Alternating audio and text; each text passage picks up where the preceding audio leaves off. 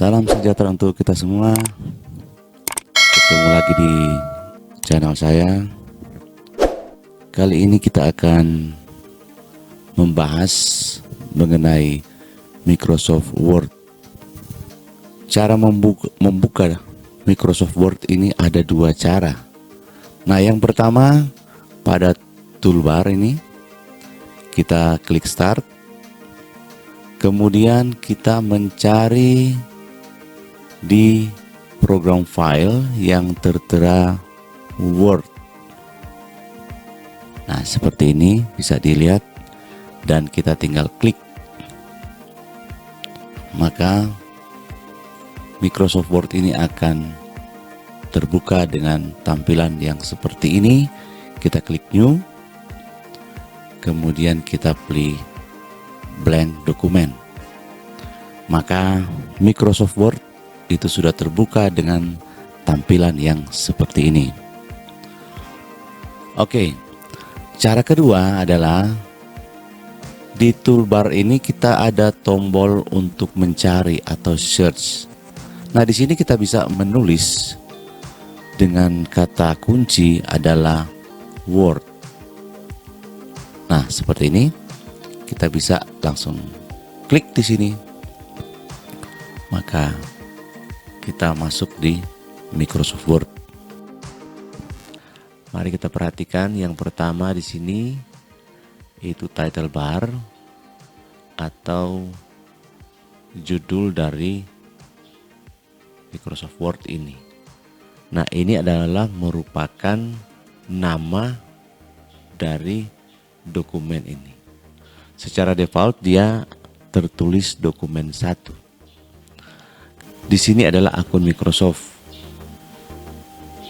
Kemudian di sini yang di sebelah sini adalah tampilan dari ribbon. Ya, kita bisa mengatur. Perhatikan di layar. Pertama auto hide. Perhatikan yang terjadi. Yang kedua show tab. Jadi tampilannya seperti ini. Yang ketiga show tab and command seperti ini. Jadi hanya tampilan. Selanjutnya di sini ada 3 tombol. Yang pertama minimize. Yang kedua kita bisa tampilkan seperti ini.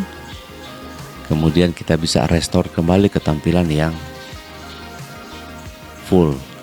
Dan yang ini adalah untuk menutup dokumen. Kita bergeser ke bagian sebelah kiri atas. Di sini adalah tab. Ya. Ada tab Home, Insert, Design dan seterusnya. Nah, kita datang ke tab Home.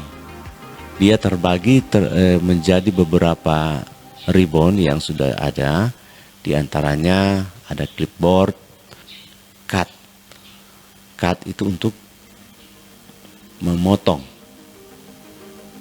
Kemudian grup yang kedua yaitu font.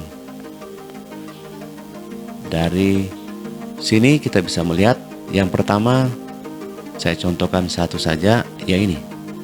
Ini adalah jenis font atau jenis huruf. Yang kedua, yang ini adalah cetak tebal, cetak miring dan garis bawah. Kita beralih ke grup paragraf. Nah, paragraf di sini tujuannya adalah sebagai tata letak dari teks. Misalkan kita akan mengatur dokumen itu rata sebelah kiri, kemudian rata sebelah kanan, dan rata kiri kanan atau justify. Selanjutnya kita pindah di grup style. Style ini adalah mengenai tampilan, ya, tampilan dari teks yang akan kita ketik. Ya, seperti ini misalnya contoh. Cuman di sini saya belum ada isi dokumen yang dibuat. Kemudian editing. Nah, editing di sini sangat penting kita gunakan. Misalnya contoh ya, saya contohkan sini, find di sini maksudnya adalah untuk mencari kata yang kita ketik tapi kita tidak tahu itu berada di halaman mana. Kemudian replace, ya saya contohkan 2 saja. Replace ini adalah untuk mengganti kata yang sudah kita ketik. Nah, saya mencontohkan hanya beberapa saja dari setiap grup. Kemudian grup tabel. Grup tabel di sini dia untuk membuat, mendesain tabel, bahkan sampai mengeditnya. Saya contohkan di sini. Misalkan di sini insert tabel. Kita akan memasukkan tabel. Kemudian di sini draw, ya kita bisa menggambar sendiri tabel yang ada di lembar kerja. Kemudian kita pindah ke grup ilustrasi. Nah, grup ilustrasi di sini dia bisa merekam layar atau biasa kita sebut screenshot. Kemudian di sini kita juga bisa menginput atau sekaligus kita dapat mengedit gambar yang ada di lembar kerja. Kemudian add on. Nah, di sini kita bisa terhubung secara online. Ketika kita bekerja, kita bisa membuka misalkan Wikipedia, salah satu contoh untuk melihat artikel. Kemudian media. Media di sini adalah yang tertera di sini adalah video online. Jadi kita bisa mengambil video atau bisa menampilkan video. Kemudian link, kita akan mengambil dokumen di mana, kita tinggal mengeklik link yang ada. Saya kasih contoh seperti ini. Nah, linknya itu kita ambil di mana? Misalnya ambil di sini, kemudian dia bisa ditampilkan ke Microsoft Word. Selanjutnya header and footer. Di sini maksudnya adalah untuk membuat catatan kepala dan catatan kaki. Kemudian bisa mengatur tata letak penomoran halaman. Teks, ya, grup teks. Di sini kita bisa membuat text box. Ya, saya kira kamu bisa paham text box. Kemudian kita bisa membuat word art dengan tulisan yang bervariasi. Kemudian simbol. Nah, simbol di sini kita bisa gunakan untuk penulisan atau pengetikan bahasa matematika atau simbol-simbol tertentu yang tidak terdapat di keyboard. Misalkan kita akan membuat simbol omega misalnya. Selanjutnya di background. Nah, di sini kita bisa membuat halaman ya di bagian di teks kita. Selanjutnya grup layout. Layout ini secara umum adalah membicarakan soal tata letak. Nah, pertama page setup. Saya akan mencontohkan di sini yang ini ya, contoh kolom. Di sini maksudnya kita akan membuat dokumen itu dalam bentuk 1 kolom, 2 kolom, 3 kolom, kemudian 2 kolom yang besar di sebelah kanan dan kecil di sebelah kiri. Begitu juga sebaliknya. Selanjutnya paragraf. Nah, paragraf ini juga bagian dari tata letak. Kita dapat mengatur ukuran kertas yang akan kita buat, apakah kertas yang A4 atau folio. Kemudian sini arrange. Nah, jika kita sudah input gambar, sudah memasukkan gambar ke dalam teks, ke dalam dokumen ini, maka kita akan bisa mengatur tata letak dari gambar tersebut. Tab reference, dia terdiri dari beberapa grup, yaitu table and collection, kemudian ada footnote, ada research, pencarian, kemudian tab mailing. Di sini ada create untuk membuat surat, amplop, kemudian start mailing untuk mengirim. Tab review. Tab review di sini ada profit, assembly, language, comment, tracking, corporate, protect, dan in. Kemudian ada tab view. Secara umum di tab view ini dia menampilkan apa yang ada di dokumen ini. Misalkan kita klik read mode, tampilannya seperti ini. Kemudian kita bisa kembalikan dia ke tampilan awal, ke page layout. Apabila kita terhubung secara online, maka kita bisa mencari bantuan. Misalnya menghubungi Microsoft apa-apa yang menjadi masalah dalam penggunaan app. Kita beralih di bagian bawah sini. Di sini ada page, berarti halaman pertama. Kemudian di sini belum ada teks yang kita buat. Dan di sini adalah language, berarti kita menggunakan bahasa. Dan di sini adalah read mode, adalah tampilan. Kemudian print layout juga bagian tampilan.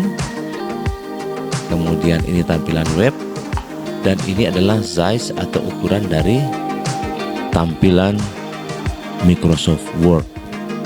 Bagaimana cara untuk mengetik dokumen? Misalnya seperti ini. Kita coba.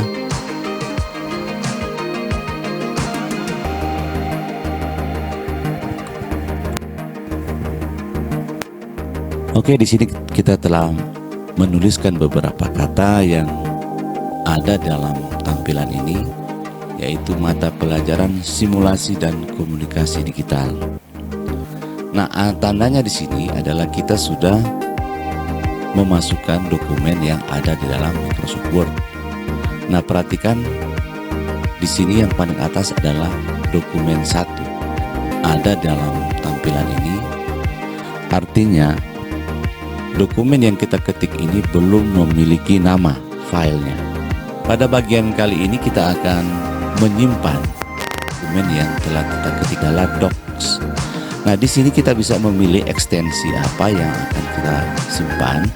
Karena di dalam Microsoft Word, kebetulan hari ini saya menggunakan Microsoft Word 2019. Jadi di sini dia ada banyak ekstensi yang bisa kita simpan selain standar dari Microsoft Word. Kita bisa saja menyimpan itu dalam bentuk PDF, dalam bentuk template, atau dalam bentuk yang lain, atau XML. Kali ini karena kita masih belajar, kita simpan dalam defaultnya adalah Docs. Setelah kita memilih tipe filenya, kita klik Save. Tampilan atas tadi sudah berubah, jadi bukan lagi dokumen 1, tetapi sudah berubah menjadi latihan 1. Nah, bagaimana cara kita untuk menutup dokumen ini? Ya, mulai dari cara menutup sampai mengakhiri. Nah, cara menutup dokumen ini kita bisa memilih file, kemudian kita pilih close. Kita bisa membuka kembali file itu. Karena tadi pada pertemuan itu saya sudah sampaikan bahwa file itu disimpan di partisi D. Mari kita buka kembali file, kemudian kita pilih open, kita pilih browse, kemudian kita pilih D. Kita cari di nama dokumen yang sudah kita ketik tadi.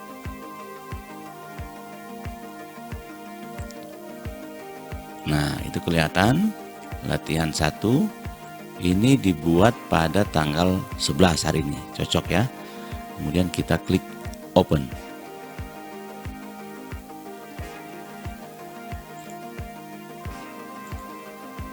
Nah, maka file yang sudah kita ketik ini akan bisa kita buka kembali atau kita tampilkan kembali di sini. Kemudian kita akan mengakhiri aplikasi ini dengan cara file, kemudian close, atau kita bisa langsung klik tanda close atau tanda tutup di sebelah kanan atas. Nah, maka Microsoft Word itu sudah kita akhiri. Nah, demikian tutorial sudah saya sampaikan. Nanti kita ketemu. Semoga bermanfaat.